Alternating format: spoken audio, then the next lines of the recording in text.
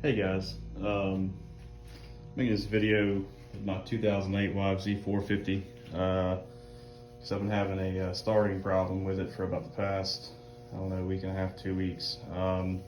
Little back history on this thing. I got it not long ago, probably only had it for like 2.5 months at most. Ran fine when I got it, other than needing a battery. I did do a carb cleaning on it and got it all sorted out and running pretty decent. However, I decided that I wanted to upgrade my stator.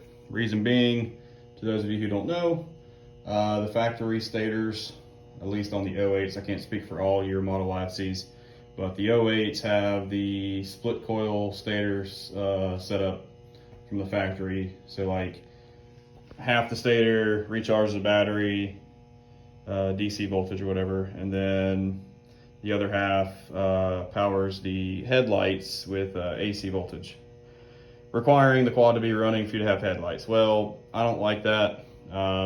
Plus, I've heard that, you know, your headlights only get brighter as you increase throttle. Like I said, I don't like that. I like being able to have my headlights on whenever I want with the quad off. You know, you may come to a rest or whatever on a ride at night, and unless your quad's running, you know, you can't see shit. Anyways, kind of beyond the point here. That's why I decided I wanted to change out the stator. So the quad was running great before I did the stator install. I decided to go with Ricks Motorsports 140 watt high output stator. So that kit came with obviously the stator and the regulator. Followed the instructions thoroughly. For starters, you know, I stood the four-wheeler up in the air on its back, removed the skid plate so I could drain the oil, then popped the stator bolts and gear limiter cover off. You know, got that disconnected from the machine, unbolted the old stator, put the new stator in, bolted down the pickup, made sure to route all my wires underneath the retaining plate so it couldn't get chewed up by the flywheel spinning around down there. Got all that bolted back on, came up here, and the OEM stator had two connector plugs. This one right here, the black one that I'm pointing to, and then I believe it was this one too. Now the kit says that you're gonna lose a plug, which obviously is this one, when you install their kit. So that's why I'm only plugged into one here.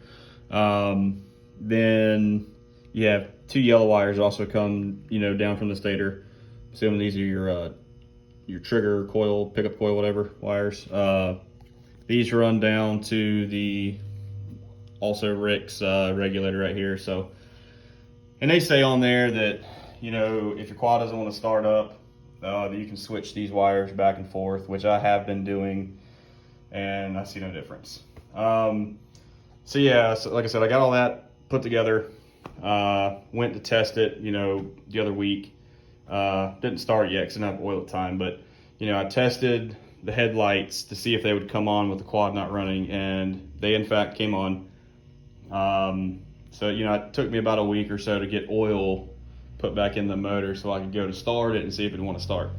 So like I said, I mean, I tried to start it and it just was doing what I thought at the time was just, you know, cold natured carbureted shit. You know, didn't want to start up. So I started checking everything. I checked for spark. I've got spark.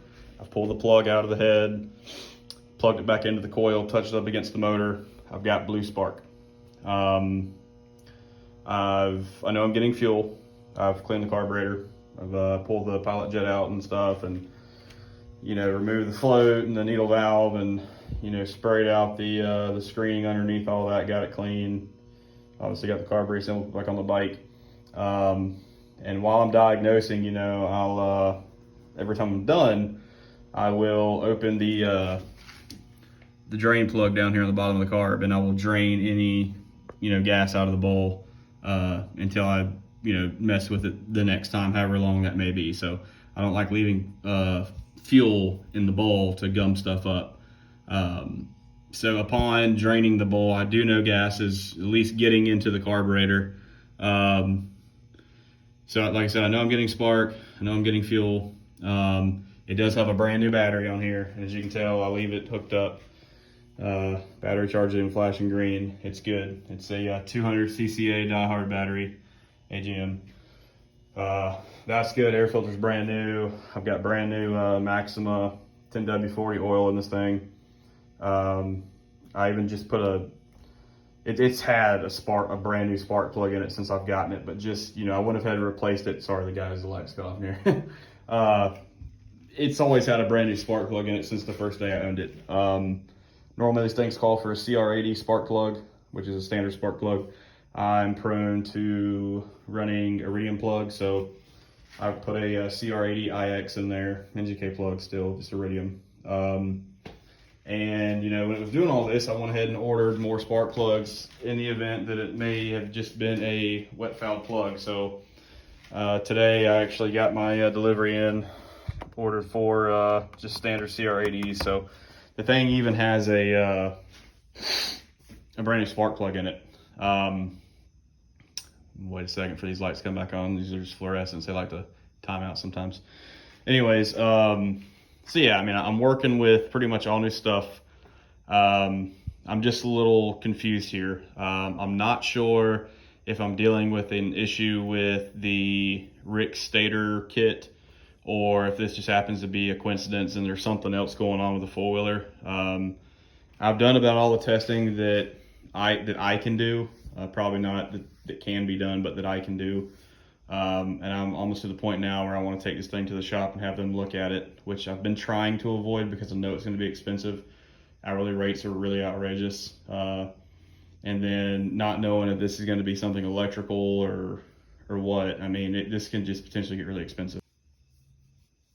Sorry guys, my phone cut out whenever I was trying to finish that video up. But yeah, like I said, just not knowing if this thing is having issues with the kit I installed, or if it just happens just coincidentally be something else going on with it right after finishing this install up. It's just kind of playing games with me, but yeah, like I've said, I've already checked to make sure I've got spark and fuel and good battery and coil, and I'm assuming the coil's good because like I said, it's spark plugs lighting up blue whenever I'm testing, so that's got to be good. Unless it happens to be maybe some type of intermittent spark issue going on while it's trying to start, I don't know. I often thought maybe there's something going on with the kit that is jacking up the timing on this thing. Like I said, considering this thing was running before I did this install. Oh, we have lights now. But yeah, considering this thing was running before I did this install, I never messed with anything timing related manually. But I do know that things like the pickup coil and stuff like that, it's supposed to send the signal to the CDI box to tell the coil to fire and everything. So it could just be that maybe there's an issue going on with the wiring that it's got the timing all jacked up. I have came across a forum. Not too sure if this could be my problem, but I went to look into doing this today and decided I didn't feel comfortable doing it. But I heard where somebody had basically taken the white and red wiring that comes from the stator, and they basically depinned it from the connector and switched the polarity. And some people have done that and say they're quad ran.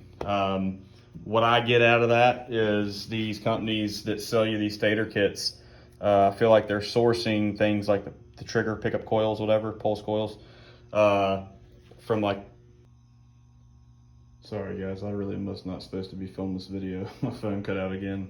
But anyways, like I was saying, I feel like a lot of these companies that sell these stators, they're sourcing, parts like these pickup coils and stuff from like Chinese manufacturers. And I'm thinking what may be the problem here is just because it's, red going into the red and white going into the white, that may not be correct, because it could just be that they're putting the wrong coating on the wrong wire, whenever they're getting these kits. And that could be why some people are discovering swapping the polarity of these two wires ends up making their quad run.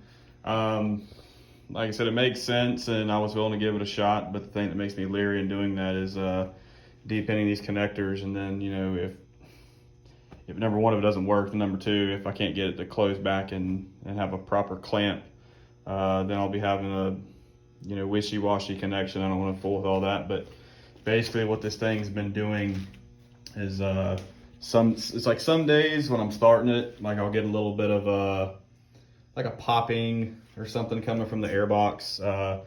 I'm always constantly, having the exhaust breathing. Like I can always feel the exhaust breathing as I'm trying to turn it over. The motor turns over great.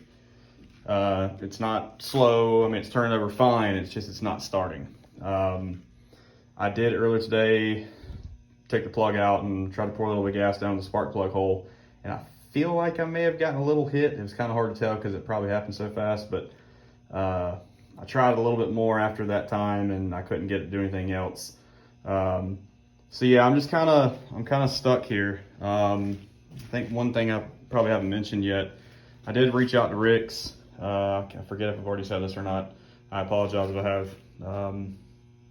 The way this video keeps cutting out, I'm forgetting what I'm saying here, but I've been in contact with Ricks, informing them that the foiler's not starting, and they told me, well, have you tried swapping the yellow wires right here? Yes, I have. It's not doing shit.